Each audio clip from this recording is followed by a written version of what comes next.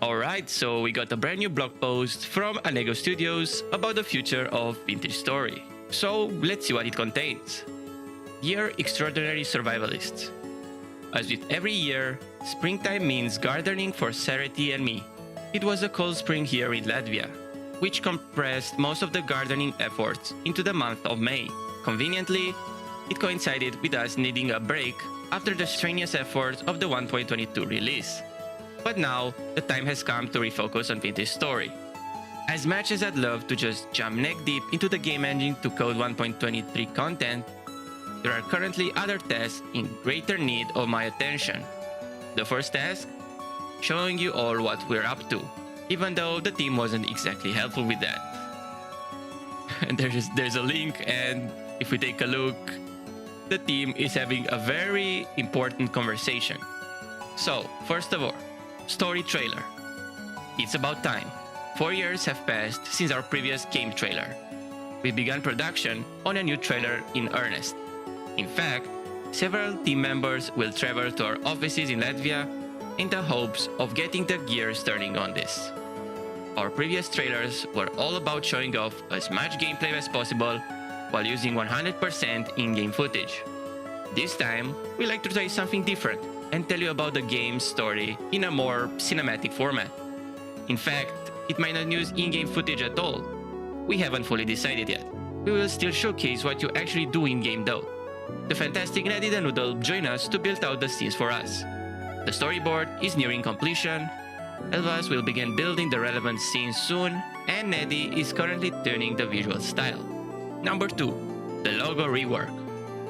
As mentioned in the R rebrand post, we began a broader effort of finding a more consistent visual language for Vintage Story. Your feedback was very valuable to us, and so we went back to the drawing board based on the lovely fan impression of the logo by Phobiac. Once we got that nailed down, we'd begin applying this new visual style to all of our platforms, hopefully. Thank you for everyone's ideas and suggestions. Number 3. Pilot Project Creator Program. We'll also be launching a new pilot project, a creator program for our fellow community members that diligently create content for Vintage Story. A new team member was added for this task.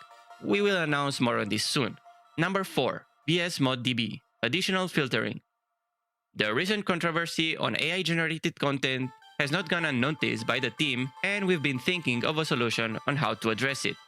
Our current plan is a form of individualized self-moderation. Allow players to report content as AI/low effort content, and conversely can set themselves a threshold after how many reports they want these mods to not show up in their mod list. This should create a level playing field where every visitor has a choice on whether they want to see low effort content or not.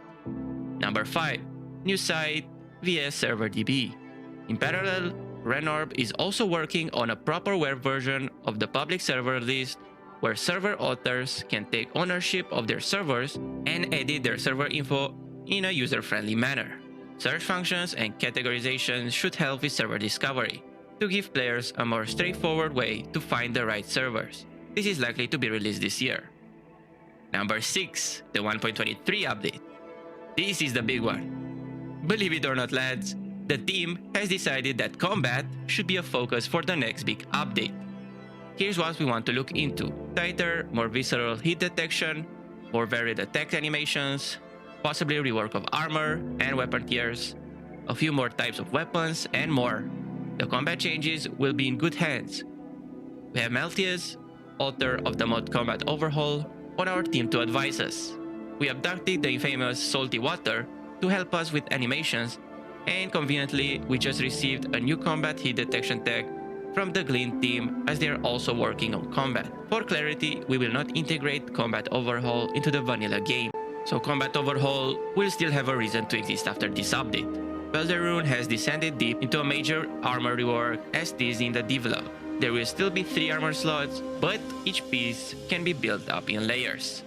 Dana, Pizza 2004, Sakilsta, and Maltese have been active in doing code cleanup, bug fixing, and improving mod support.